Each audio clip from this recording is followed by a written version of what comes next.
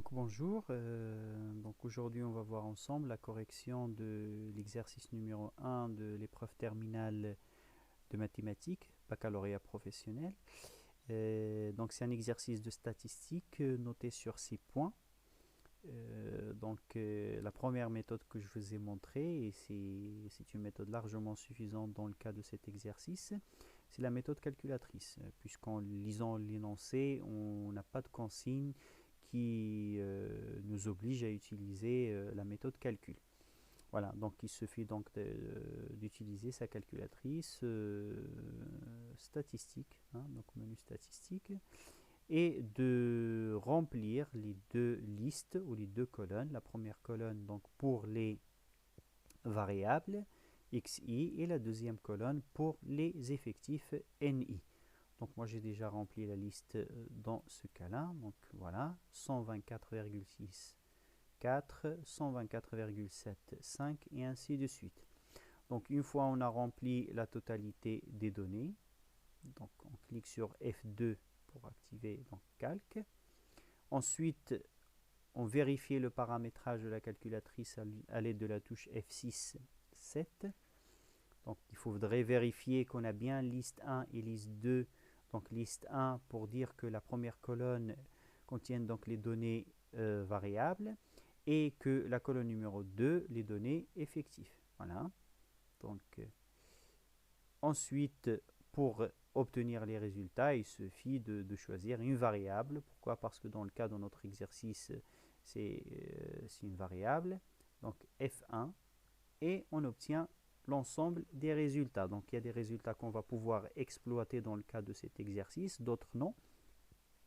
La première question, donc il nous demande d'arrondir à une décimale et la première question c'est de déterminer la masse moyenne. Donc la moyenne, on l'a ici, 125,011. Si on arrondit à une décimale, on est à 125. Donc notre moyenne est égale à 125. Ensuite, la deuxième question, c'est demander de déterminer l'écart type. Donc l'écart type pareil, on l'a parmi les données de la calculatrice. Donc l'écart type dans ce cas-là est égal à 0,20 arrondi à une décimale 0,2.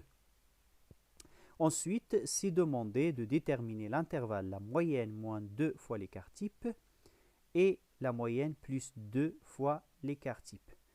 Donc il suffit de faire le calcul. Voilà, donc calculatrice, on va effectuer notre calcul. Donc la moyenne est égale à 125 moins 2 fois l'écart type, donc c'est 0,2. Et on est à 124,6. Donc la première valeur de l'intervalle est 124,6 avec un effectif de 4. Ensuite, il faut calculer la moyenne plus l'écart type.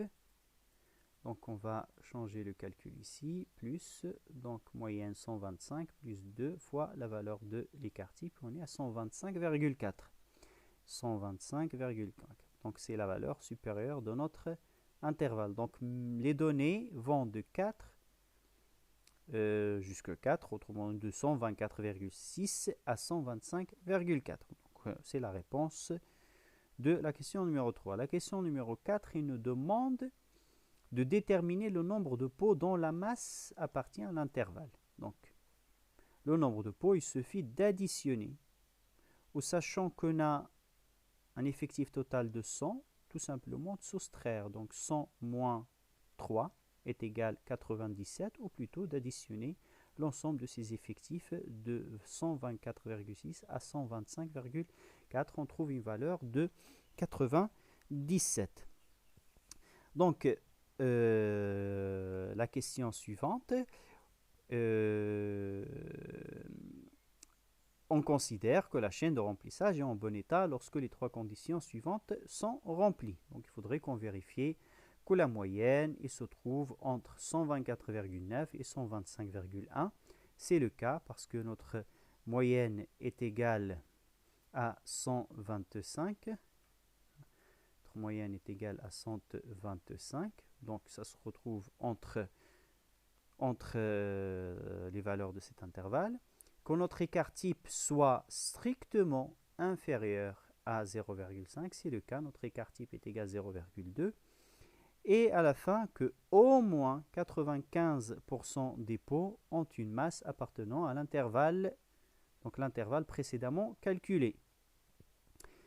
Comme donc notre total de l'intervalle est égal à 97, nous avons 100 pots. Les 100 pots représentent 100%, donc 97 pots représentent combien? Un simple produit en croix, on se retrouve avec une valeur de 97%.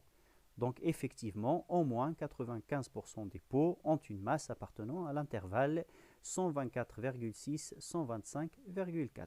Voilà.